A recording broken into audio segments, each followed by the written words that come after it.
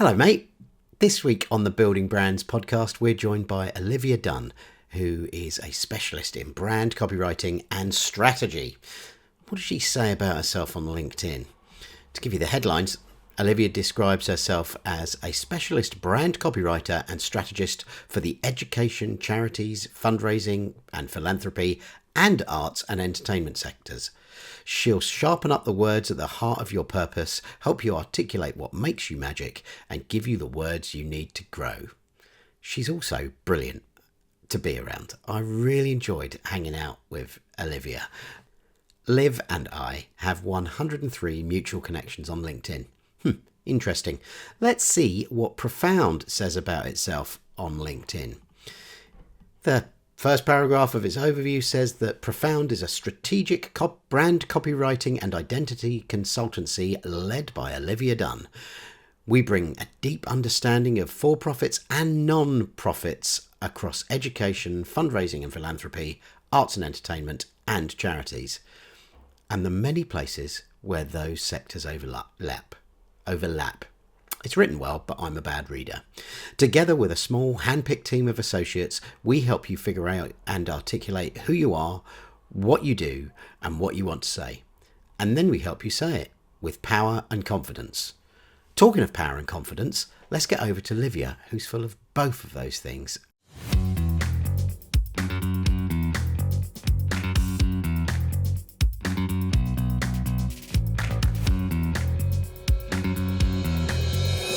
Hello, Liv. Hi John.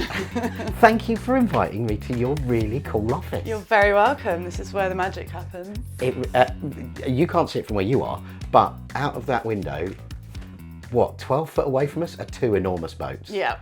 What's that river? That's the River Tamar, and it's very beautiful. Yeah, and sometimes we're sort of in it, and sometimes we're next to it. Depends what the spring tides are doing. It's really lovely. So this is a boatyard, right? Yeah, it's a working boatyard. It's got a few units, there's a covenant on them that they're only allowed to be let to creative people, I think, which is lovely. So we've got some really interesting people that work here, and other than that, there's lots of people getting their boats ready for the summer now. Yeah, fantastic. I've heard of like agricultural ties, but never like creative ties. Yeah, I think it's brilliant. Yeah. I'm not sure how that all came about or if it's still current, but yeah, it's great. I love that. We're also joined by Cassie. Yep, we've got Cassie who's behaving herself at the moment. Yeah, she's not in shop, but if there is barking, it's because Cassie's here. Yeah. Unless one of either you or I Could decide be me. Yeah. decide to start barking. So, yeah, you work for Be Profound. It's just Profound. Profound. Yeah. Oh, your website's Be Profound. Yeah. The Profound domain name was gone, so Yeah. so I decided on Be Profound instead. But a common mistake. Lots of people make that. Yeah.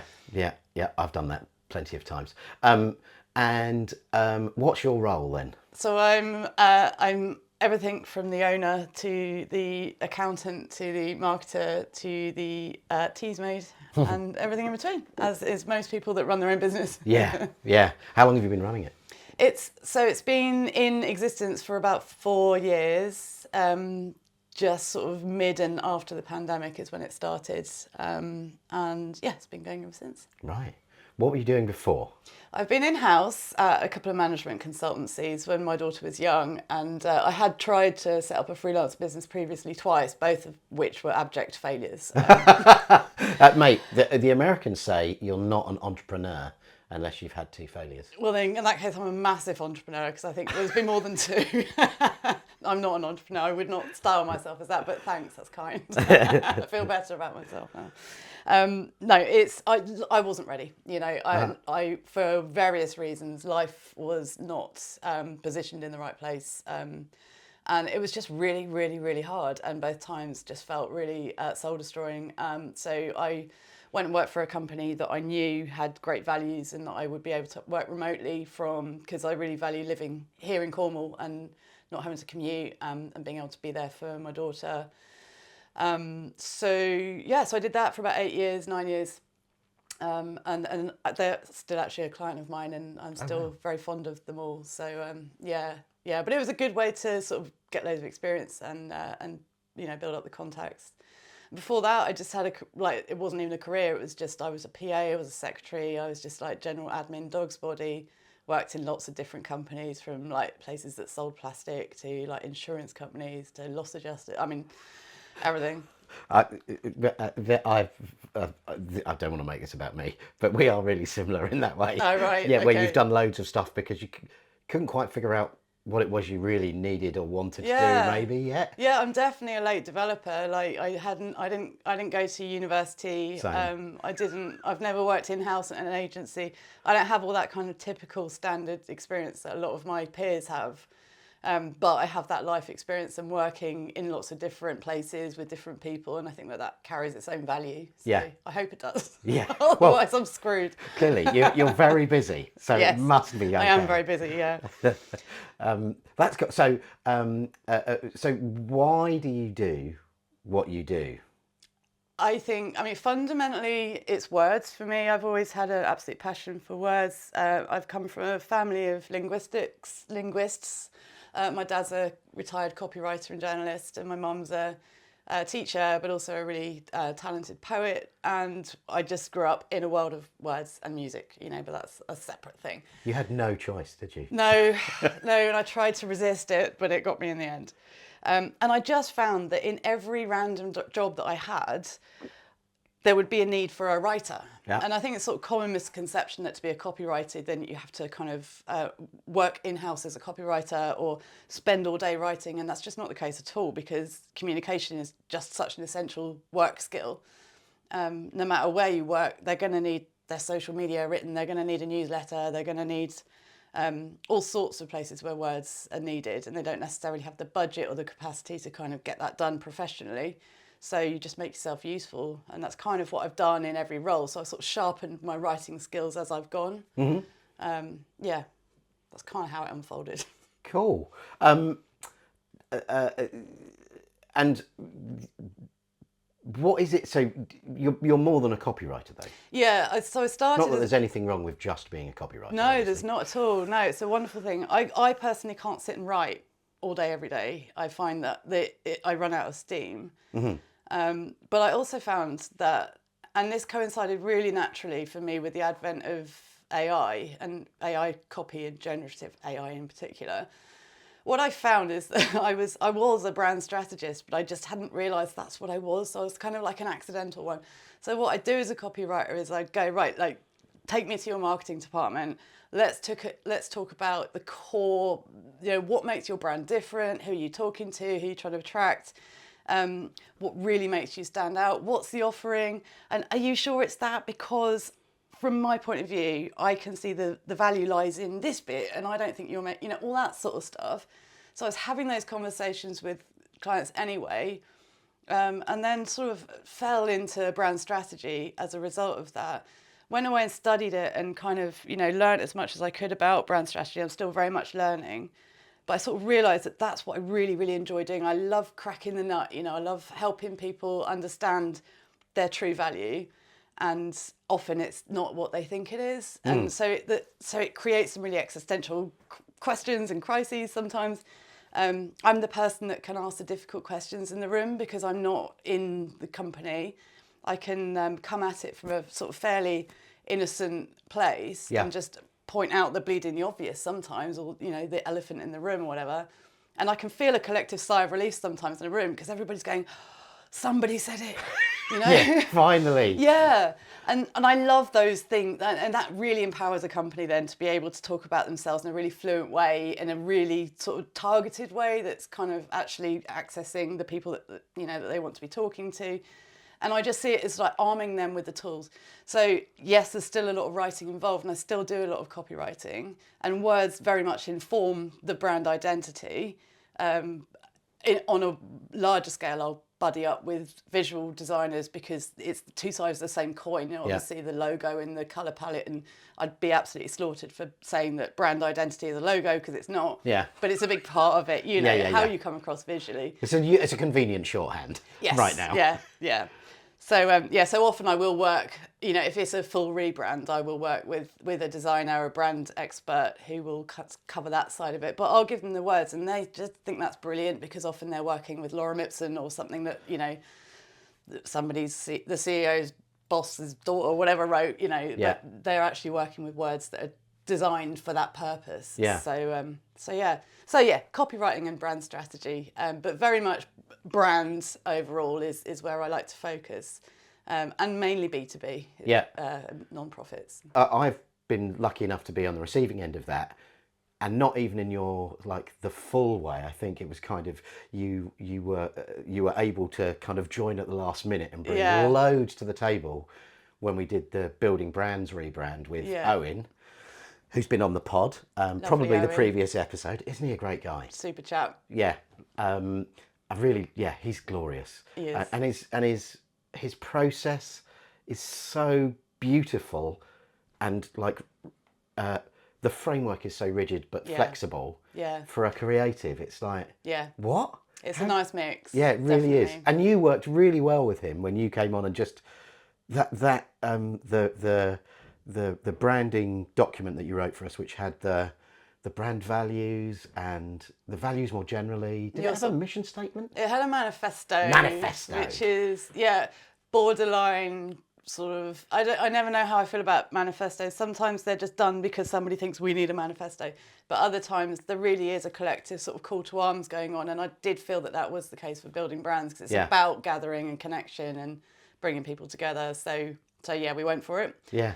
And a brand narrative. And it just gives you the words that you need to talk about your brand in a kind of fluent way, without scrabbling around for words or saying the wrong thing. And it's the sort of stuff that you can memorise and get it off pat so that you can, communicate it to people. So. Mate, the thing you did for Building Brands is exquisite. Oh, it's so good. I've been involved in so many of those. Have you? And I've from huge corporates to sort of charities, Yeah. where actually it really is important to them. The huge corporate couldn't give a fuck about, but the charity, it's really important they get it right. And I don't think, and then just like normal businesses like yours or mine, or 5-10 people businesses, and the difference that you brought to that was I've rarely seen it in like 35 something years of doing this stuff. Oh, that's kind. It was really good. It was like I think the next day, before it had even been signed off, I copied and pasted a bit and used it immediately. I was like, brilliant. I know the answer to this now. Yeah. It's just the first sentence of our brand values. Yeah. I know the answer to this now. It's the last sentence of our manifesto. Oh my God, that's exactly why I write it. It's a toolkit, and that's and I think having worked client side for so long, I know what I need as a business to market and promote my business. So. And I'm a big fan of giving people things that are useful and empower them and help them. That's my sort of reason for being, really. Yeah. Cool. Well, you absolutely nailed it with that one. Thank you. I'm sure you... It was a joyous Imagine if we'd have got you to do a proper job. Because you were saying, we've only done half a job, and we were all on our knees like, oh, wow, this is too incredible. Yeah, it was. Yeah, it wasn't my full process, but I loved it. I did. I love getting under the bonnet of a brand and figuring out what makes it tick and why it's important and all that sort of stuff. So yeah, loved it. Thanks for having me along. Oh mate, it's a glorious thing, and I'm glad you're part of it. I guess we should go into how do you do what you do differently from other brand strategists and copy experts? Yeah, it's a really good question, and I've given it some thought, and I wouldn't say that I'm in any way unique other than by my own experiences. And so in that respect, everybody's unique, right? If they bring themselves to their job. But so I have my own sort of collection of unique bits. I'm a musician, so I'm very creative in a different sense there, and I think that helps. But in terms of like the nuts and bolts of what I do differently, or what I try to do differently, is I 100% I care a lot, and I think that clients feel that, and they know that I'm on their side, and I'm not just being sort of wheeled in to kind of do a job, get the invoice in and bugger off again. I really like to be part of the team, and they feel that. I'm very values-led myself, and so I tend to gravitate and attract clients who are also very values-led, which means, great relationships, and that means the world to me. That. And the other thing is I've worked very, very hard over a long period of time on the art, science, and witchcraft of taking a brief, because That's excellent. That in itself is a lifelong honed skill. You know, it's so important and it's so often missed, or just sort of a tick box exercise. Like a client gives you a brief and you go, right, great, that's the brief, right, let's get started. No, like that's never the case. I don't think I've ever received a brief where I just go, okay, yep, no, great, I'll crack on with that now. You'll have this on Wednesday. Yeah, exactly. Yeah. So I kind of read the brief and I sort of do the thinking, and then I come back to them and I ask really annoying questions, and they're like, oh, would you just shut up and get on with it? But they kind of, I go, trust me, like just bear in mind that we're going to front load this project. I'm going to take a bit of your time. I'm going to ask you some questions. I'm going to ask you for everything. I always say more is more. Just send me everything. And it's my job to sift through all that and pick out the bits that I need. But that's the place where you manage expectations. That's the place where you organise the timeline so everybody knows what's going to happen and when. That's the place where you're kind of really testing them and going, are you sure that this is the key message in this? Are you sure that this is the bit that you want to get across more than anything else? And why? You know, asking all those really annoying questions. But they tend to go with it, and trust me, and it always pays off, because invariably you'll get to like version 2 and it'll get signed off, because everybody knows what, you know. Now I've said that, I'm probably going to get clanger, which goes to like version 10.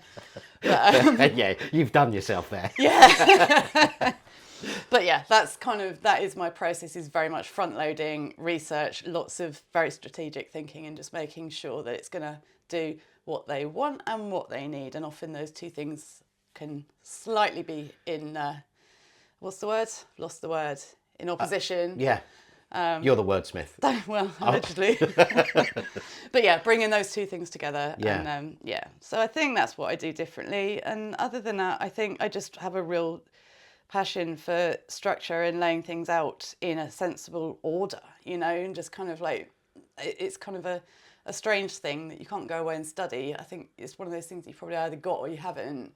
But when you sort of receive a whole load of information, and then you're able to kind of mirror and reflect it back into the world in a way that makes sense, always using plain English and making it accessible, then yeah, that's kind of what I do differently. Where do you think that comes from? The structuring? Yeah. Yeah, it's a good question. I don't know. I'd have to give that more thought, because it's something that I've been thinking about quite a lot recently. I've got a book that's in my head, and it's happening. I'm not quite ready to talk about it yet, but I'm very excited about it. Nice. And I am very much at the structuring stage at the moment. Right. And I know that I can do that quite naturally. I don't know, sense of order maybe, amongst the chaos. I am a bit of a control freak, so maybe that's why I've just got to pin things down a little bit. Right. I wonder whether it's something to do with brain. Maybe something to do with music as well. Maybe, like, yeah, could be, because like that's chaos, right? And then, but you can write it down, or you can memorize it and you know the bits where you can. Okay, well, I can freak out in this bit a little bit. Yeah. But the rest of it, this bit here, I've got to be super structured. Yeah. And then maybe you've got that in your head, or maybe it's on paper or on an iPad or whatever they use these days. That's a really good observation. I think that you're probably right. I think in music there's a lot of scope for going crazy, like you said. But there are a set of unwritten rules when you're playing in a band scenario, for example. Yeah. Everybody's got their kind of role, and ultimately you're all there to serve a song and to kind of communicate that song. So it's not about you jumping up and doing like amazing solos and things. Yeah. It's about, what does this song need? And yeah, probably a lot in that. Yeah. Yeah. Yeah. Obviously, if you're a teenage boy, it is about doing the solos. Yeah. There's a little bit of that in us, all of us, for sure. My other half, Nicola, was went to see Barbie with some of our friends. Love that. And she will repeatedly repeat at me the line Barbie does to Ken, or Ken does to Barbie, when he says, "Can I play guitar at you?" And she's like, that's you, that's your brother. What a brilliant line. It's so well observed. If you're enjoying the Building Brands podcast so far, please take a moment to subscribe. It costs you nothing, takes a moment, and means a whole big deal to the Building Brands team. And if you're enjoying this podcast, but like also quite spicy podcasts about business, then you might enjoy the 5-Star podcast. Here's a quick clip. I went on the cruise when I was 21. Yeah. So far too young, really, to have been on a cruise. But as you said, even this morning, I was born 50 years I old. was born 50 years old, yeah. In the body of an old conservative man. Yeah. Or an AI Swede. The personality of. I thought we've decided I'm an AI Swede. Oh, yeah. You are an AI Swede. But the thing's been trained exclusively on the Bucky logo from America. On beavers. Don't say beavers. Not after the portholes. This is going to be unlistenable, isn't it? For sake. Just when we were getting the subs up. Yeah. Right. Anyway, I really liked, you wake up somewhere new every day. Ooh. I'm trying it, mate. Sounds like your weekends.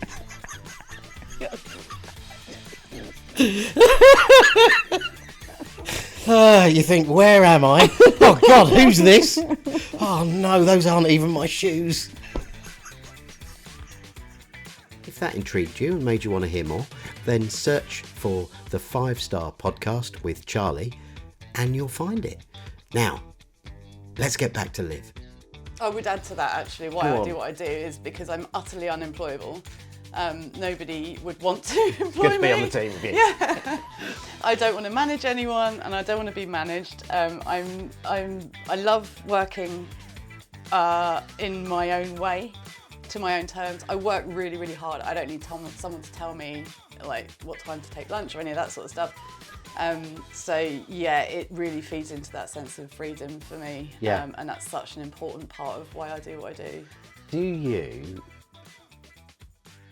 it's the wrong way to ask the question, but I'm going to ask it that way anyway. Do you have that thing that is the part of the joy of being a freelancer? And there are many downsides, obviously, but then there's many downsides to every job, right? Mm-hmm. But I always find what I've found the part of being a freelancer is you can go, I'm just not feeling this today. Yeah. And then you end up, your Sunday's rotten.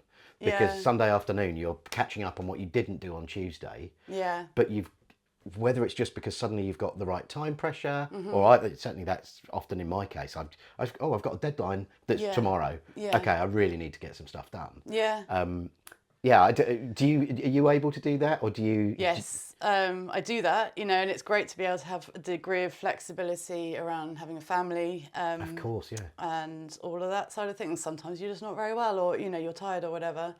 So yeah, that definitely feeds into it. I think I definitely work harder. Yeah. For myself, one way and the other. So yeah, and I will let myself off the hook. Of course you get the 4 a.m. kind of like, oh God, how am I gonna do, all that sort of stuff. But yeah, on balance. And I never call myself a freelancer just because. Oh right. How do you describe yourself? Well, I find it quite a reductive term. Nice. I feel like it says something about me that I'm not quite comfortable with. That I'm kind of. I love this. Do you? Yeah. Yeah, I know I feel a bit pretentious when I say it, but I refer to myself as a sole trader or a business owner. I love sole trader. Which is what I am. Makes you sound much more like a brickie. Yeah, I don't want to pretend I'm like a massive agency. Yeah. I have no staff. I do outsource, various bits of the business to people. But it's me, it's very much me. So I don't want to kind of do the smoke and mirrors thing and present bigger than I actually am. But I just feel that freelancer feels to me a little bit less than. And words are so important. They are important. Yeah. And also it's got the word free in it. Yeah, oh yeah. Immediately sends the wrong message. Like, we're really free. Anchoring low there. Yeah, I am not free. I love that. Yeah. Oh, I love that. So, yeah, anyway. And everyone's different. Everyone's got their different take and different perceptions when a word comes into their brain. But for me, freelancer has always just felt a little bit like, oh, I haven't got a proper job. Yeah. Or I'm just waiting to find a proper job or something. Yeah. Whereas this is a very conscious life choice for me. Right, yeah. And I'm really proud of my little business. Yeah. So I love that. I really love that. Good, cool. I think more people should be like that. Because you're right. If I'm talking to a prospective client or a client, I say I'm a consultant or a fractional commercial director. Perfect, yeah. Because I don't want them... Because it feels like those things are more valuable for whatever reason than a freelancer. Probably because of the word free, I guess. And I think there are negative connotations to freelancers. It sounds a bit like a blagger, and it's absolutely not true. No, of course. Freelancers that I know and work with are anything but. They're all experts, and they're all, very passionate about what they do. But anyway, that's Yeah. just my Yeah, so my nothing against personal actual beef. people who describe them as freelancers. No, not at themselves as all. freelancers, And if obviously. that's what you've chosen, like the word to position yourself, then totally fine. But it just doesn't feel like it fits what Yeah. I do, or my thoughts around what I do. I really love that. I love that you push back against that. Thank you. No worries. Now I'm just going to be driving home going, well, should anybody be calling themselves a freelancer? Good question. Separate podcast. Yeah, a whole different topic. Yeah, just a whole series on what's better than freelancer. Yeah. So before we go to the advice you might give your younger self, talk to us about your music background. What do you play, and what's the favourite memory you have of playing live? Oh my God, there's so many. So I play the fiddle. Yeah. People always ask what the difference between a fiddle and a violin is, and it's nothing. They're the same thing, just a different style. Some people say it's about 150 quid a night, but I don't know if that's true. Oh, that's a very musician joke. I love that. Yeah. I played since I was 4. My mum and dad were musicians. They were in a band. So I grew up in a kind of this kind of melee of copywriting, Wow. puns and jokes and lots of music. So it was inevitable, dragged along to gigs, sitting in the wings, while Yeah. they were doing Kayleys and things like that. So they very much encouraged me on both counts, really. And I did classic 16-year-old, kind of gave it up, didn't want to ever do it again. Yeah. And then, fast forward to early 20s, heartbreak, I don't know, like all of my belongings in a bin bag, standing by the side of a road going, shit, what am I going to do now? So I thought, well, the only thing I can do, my life does explode every now and again. Because I'm totally unemployable. Yeah, exactly. So I was like, well, I'll just go busking and see how that goes. And that just led to a whole new journey. It's actually how I ended up in Devon first and now Cornwall. Wow. But yeah, and busking really hones your. I mean, I was rubbish. I wasn't very good. I was a textbook kind of academic musician rather than someone that went out and loved it and sort of sucked it up. But I did start loving it, and then the rest was history, really. So I just played in every scenario that I possibly could, and that led to gigs, joining bands, touring, meeting my husband, who is he's in Mad Dog McCree, which is a big touring band. Played with him for a couple of years before we had our daughter Lily. And yeah, that's it. The best memory I can ever think of is playing to about 5,000 people in at Shrewsbury Folk Festival in a very, very hot and sweaty, big tent. Nice. Such a rush. It was amazing. It was so cool. So yeah, but there's so many great memories, just too many to mention. But it's a real, I don't know, have you ever heard of synaesthesia? Yeah. So I have that. I have it's one of those things I only discovered a few years ago. I just thought that that's how everybody processes things, and of course it's not, because we're all so different, aren't we? So I hear sound, I hear colour. Yeah. So every word, noise, sound comes in and is processed and assigned a colour the minute it comes in, and that colour won't ever change. So it's a sort of collection of colours coming in. So I often think it's probably not an accident that I'm musical and I'm a writer, because it's all words, it's all sounds, and it's painting a picture, Yeah. And so visually in my head there's a lot going on in those sort of however I'm creating, and I don't know much about synaesthesia, but I'm fascinated by it and I'd love to understand it more. But I suspect that probably my parents have probably got it too. Also got it. I'm sure it must be, because this must be like all of my sisters. I've got 3 sisters, and we all run our own business. We're all very creative people. We tried to sort of fit the norm, and none of us quite made it, but we're all happier for it. So anyway, that was a tangent. Glorious. No, that's brilliant. So actually, let's have a quick dig in. So when you're looking at words, or when you're using words, if they're working together in tandem or in harmony in some way, and you feel you've got it right, is that also, are the colours complementary, or does it not work like that? That'd be helpful, wouldn't it? The If you went, these words were kind of pink. It would be good, yeah, because then you could just go tick, yes, that's correct. Yeah, exactly. Which is the one thing that's missing from any creativity, is there's no right or wrong. Okay. No, it kind of, it's much more so interesting, when I see words on a page, they don't have a colour. Yeah. It's just black and white. Right. It's only whatever when I hear them. So I think it's more present in music than it is in writing for me. But it's kind of in everything, there's noises going on all the time. I think what I really enjoy about music is that I'm a very expressive person. I feel like I have to, communication and connection is so important to me, but sometimes I really struggle to be able to do that. And words is my tool, words is my weapon for connecting, but sometimes they let you down.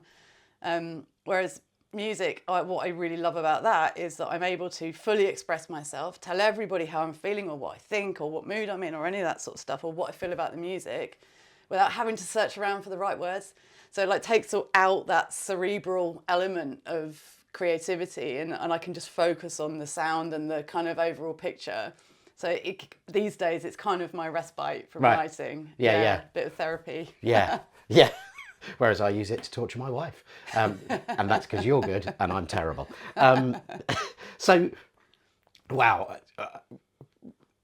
If you could give younger you some advice when you were moving into the brand strategy, copywriting section of your life. I mean, obviously, I think 20-year-old you with the stuff in the bin liner. Yeah. Let's not give her advice. Busking sounded like it was the perfect plan. Yeah. Let's not fuck that up. That's great. I had to go on that little adventure. Yeah, exactly. Yeah.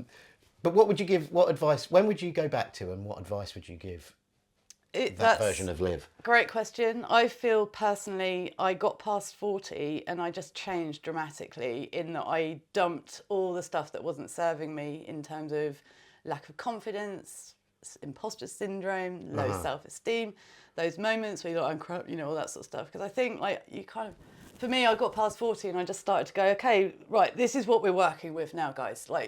This, it is what it is. Yeah. However I feel about it, this is what I got. Exactly. Yeah. And I found that really, really great. And everything that I've achieved post 40 is probably some of the stuff I'm most proud of. Because I'm not cluttering it up with that kind of the negative self-talk anymore. I don't know what advice you can give to people to get rid of that. I think it's just a process that you need to go through and it'll be different for everyone. But I would probably say pay a bit more attention to exercising that because it's really empowering if you can ditch that and leave it behind. It's not to say you're you're the best at what you do or you're amazing, and it's not an egotistical thing. I think particularly women are conditioned socially to be quite modest and to kind of, little old me, what little old me? But that's just not going to work for you, I think.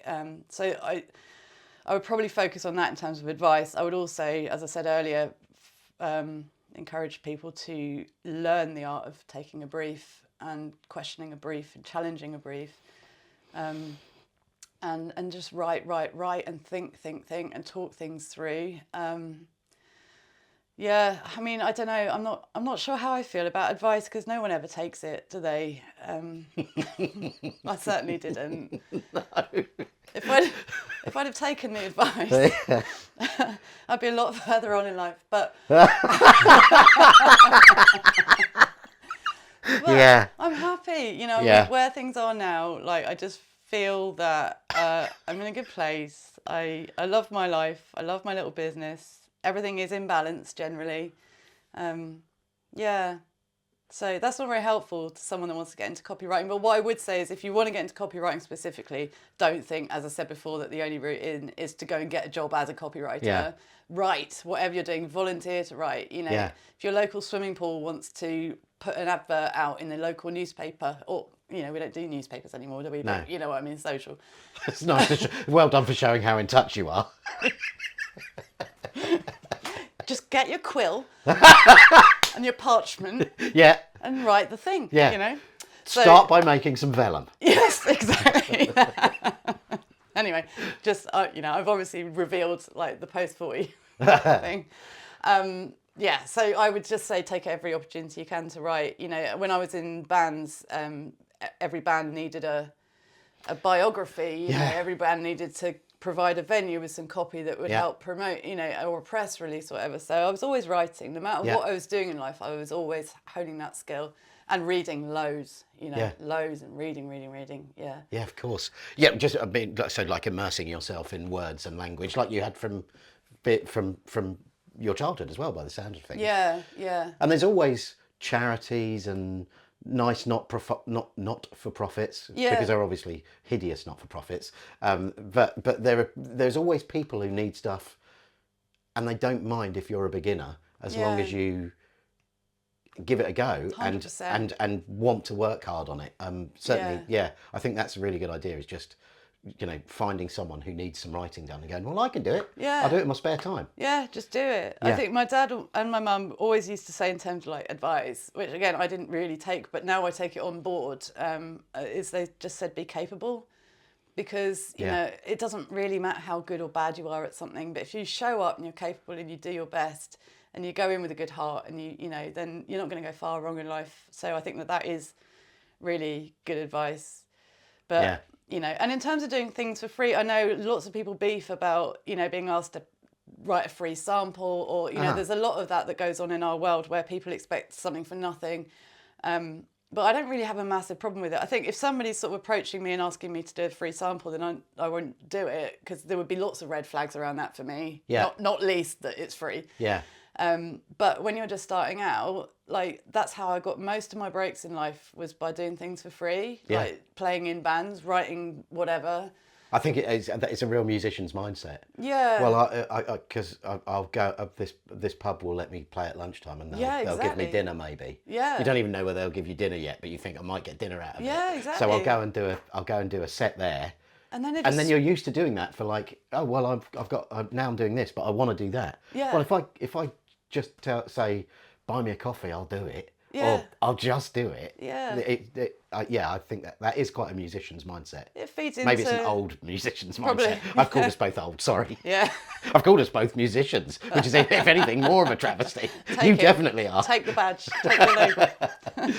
Yeah, no, I think it's great. And it has presented to me so many opportunities that I wouldn't have had otherwise. I think just, having some skin in the game, giving it a go, being willing and able is just a really great approach. Obviously, when you're further on in your career, you don't want to be going off and doing lots of things for free, but I still do a lot of pro bono work because there is something in it for me in the wider sense, because I enjoy helping people.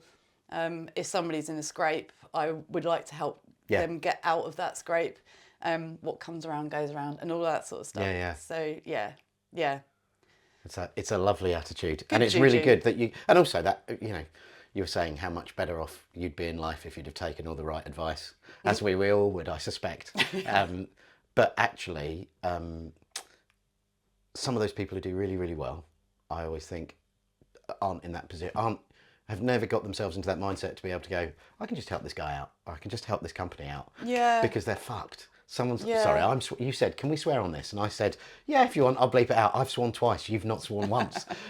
But yeah, it's just, and it's such a pleasure to do when you go, look, it's taken me, like, and sometimes it's like, look, it took me 20 minutes, and they're like, oh, it would have taken us days. And, okay, we're done. I know. And like, we're a product of our whole life experience, and there have been so many times in my career or in life or whatever, where somebody's just given me a leg up, because, for no gain, like just because they either saw something in me and they believed in me, they pitied me, whatever it might have been. And I just, I have this approach on, with things like LinkedIn as well, which feels a little bit icky to me sometimes to be on LinkedIn, but I'd go into LinkedIn with the same approach. Like, how can I just go in and help people and kind of do a few favours or refer someone, or so if you go in with that mindset, it feels a bit more authentic, and I don't feel like I'm being a LinkedIn guru. Yeah Well done. I thought you were going to say LinkedIn wanker then, or a LinkedIn wanker. But I've drawn you into the swearing, at which point I think we should get the out. So it's been so much fun to have you on. Thank you so much. Pleasure. I've loved coming here. I'm really sad that Cassie's not on your lap. Oh, she's been so well behaved. So good. She's fast asleep. Yeah. We'll put some B-roll of Cassie in. Yeah. Where can people find you online? So please don't go to my website because it's horrible. But I'm getting that sorted. In fact, I've put a little holding paragraph on my website going, just please bear with me. Like, it's, I know it's not very good. You know, I'm kind of aware that, you know, as a brander. So basically it was good. And then I went in and tinkered, which is what every website designer really loves. Oh, they love it. They do. In my experience, love that. They recommend it sometimes. Get involved in the code if you can. They scream at you. Yeah, tinker as much as you like. So I did that and accidentally turned it into this very adventurous colour palette, and there's some very, very odd font choices and things going on. Anyway, so all of that is to say it's being managed by someone much cleverer than me, and a wonderful lady called Holly from Bloom Marketing is on the case with the website, and we're about 90% of the way there now, so it should be live hopefully before Building Brands. Nice. I've also just had a rebrand as well, so yeah. So if you're going to go to the website, give it a few weeks, I'd say. I'm on LinkedIn. I'm Olivia Dunn. My married name, because I'm married, that was really hard to get out, but I'm still deciding how to kind of communicate that. I've been married for a long time now. But you just struggle to tell people. Well, yeah, because you're so ashamed of him? Branding? No, I'm quite the opposite. But it has caused a bit of confusion for me, because as a woman, you do have that decision about whether you change your surname. And I did get married post 40, so by that point, both in music and in work, I was sort of fairly established as Olivia Dunn. So, but my real name is Olivia Matheson. So you might find me on Facebook and things like that as Olivia Matheson. But LinkedIn, you're Olivia I'm on Dunn. LinkedIn, yeah. I wrote a book, if anyone wants to read my book. What's the name of the book? It's called How to Market Your Music on a Budget. It's very cheap. It's on Amazon. It's not, it needs a bit of love, I would say, but I wrote it in the pandemic because I was kind of itching for something to do. So yeah. How to Market Your Music on a Budget. Yeah, that's on Amazon and links on my website, etc. Nice. I think that's about. If you find me anywhere else online, let me know, because it probably. Yeah, because you should be getting royalties for that stuff. Well, yeah, either that or I need to shut that shit down.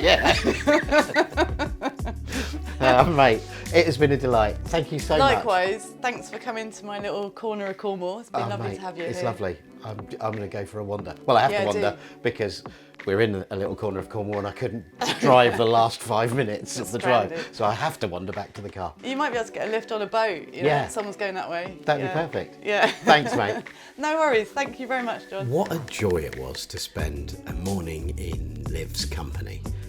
I hope you enjoyed this episode. If you want to check out her website, which is now redone, the link is below. Also a link to her book and to her LinkedIn profile. Next time we'll be meeting James Edgar, who's creative director at Bowden Edgar and also co-founder of Plymouth Design Forum. Really looking forward to that episode. If you can't wait for that and you haven't seen all of these episodes, go back and check out the other episodes and subscribe. We'll see you next time. See ya.